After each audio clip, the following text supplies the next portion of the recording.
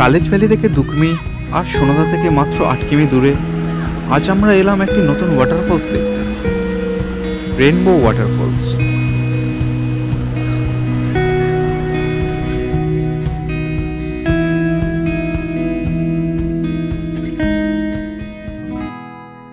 Rainbow waterfalls আসতে হলে দুভাবে আসতে পারেন। একটি হলো রংবুল হয়ে, রংবুল থেকে ডিস্টেন্স পড়ে 6 কিলোমিটারের মতো, আরেকটা সোনাদা হয়ে। আজ আমরা এলাম সোনাদা হয়ে। এ পথে ডিস্টেন্স পড়ে 8 কিলোমিটার।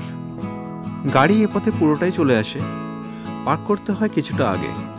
এরপর হাফ কিলোমিটারের মতো হেঁটে তারপর বাঁশের ব্রিজ পেরিয়ে পৌঁছাতে হয় ফলসের নিচ অব্দি।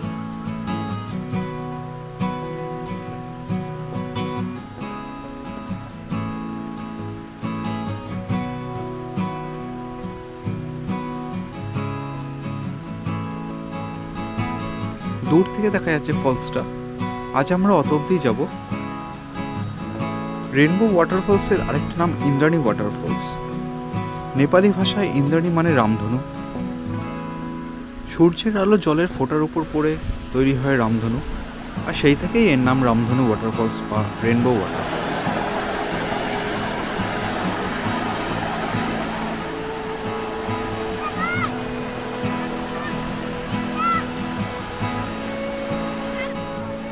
এখানে যেতে হলে এই বাঁশের ব্রিজটা পেরিয়ে যেতে হয়।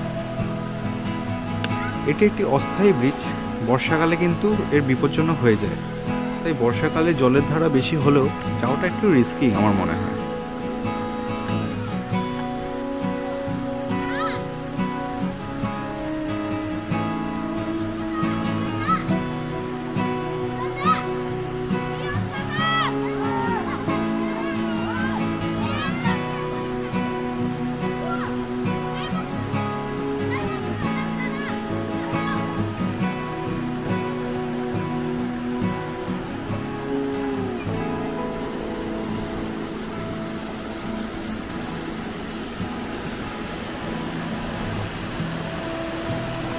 গ্রামের ছেলেরা এখানে ঘন্টার পর ঘন্টা দাঁড়িয়ে দাঁড়িয়ে মাছ ধরছে।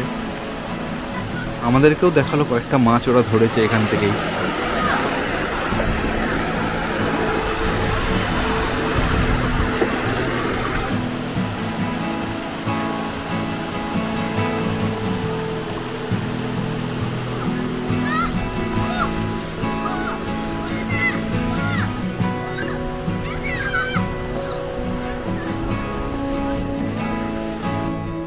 যারা ফিজিক্যালি আনস্টেবল অথবা বয়স্ক মানুষরা, তাদের জন্য এই পথটা একটু ডিফিকাল্ট হলেও হতে পারে।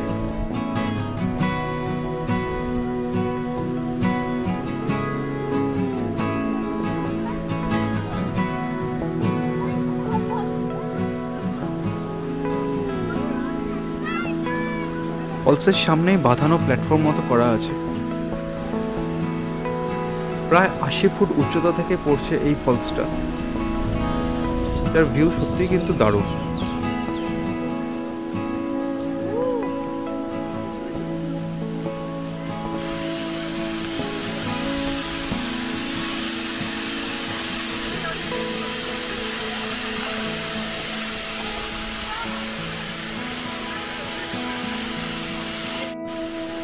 এখানে আপনারা শাওয়ার নিতেই পারেন, তবে একটু সাবধানে, কারণ যেহেতু উপর থেকে জল পড়ে পাথরের উপর পড়ছে, তাই পাথরগুলো একটু স্লিপারি। এই ফলস দেখতে হলে কালেজ ভ্যালি থেকে 2 কিলোমিটার ট্রেক করেও আসা যায়। সেক্ষেত্রে আপনারা থাকতে পারেন রেইনবো রিসর্ট কালেজ ভ্যালিতে।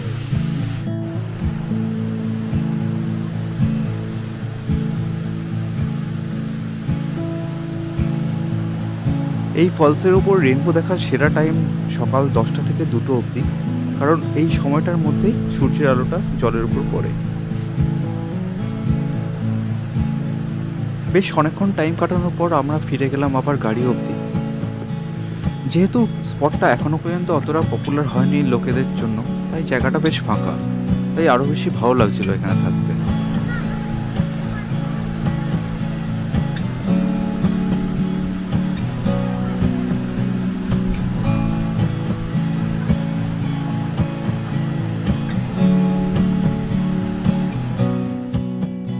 আপনারা দার্জিলিং বা অন্য কোনো জায়গায় যাওয়ার সময় অন দ্য ওয়েতে এই স্পটটা দেখেও চলে যেতে পারে।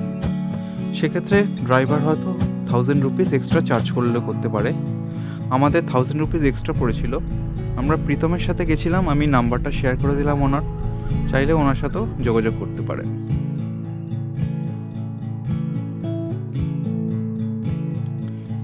এবার আমরা এলাম সোনাদা মনেস্ট্রিতে। এর আরেক নাম শেরপা মনেস্ট্রি। সোনাদা থেকে দার্জিলিং যেতে যে পেট্রোল পাম্পটা পড়ে, পেট্রোল পাম্পের উল্টো দিকেই রয়েছে এই মনেস্ট্রি।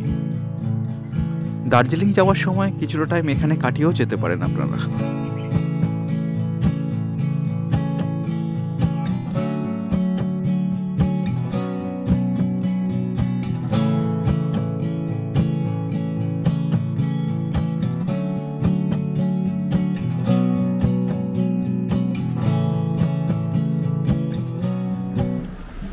এরপর ঘুরে দেখলাম আমরা সোনাদা মার্কেটটা।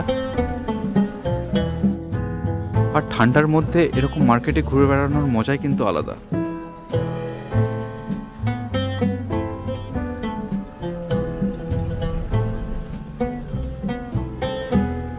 আজকের ভিডিও এই পর্যন্তই। এরপর আমরা যাব সোনাদা হয়ে চটকপুর। সেই ভিডিও নিয়ে আসছি খুব তাড়াতাড়ি। তো ভালো থাকবেন, দেখা হচ্ছে নেক্সট ভিডিওতে। Till then, bye by.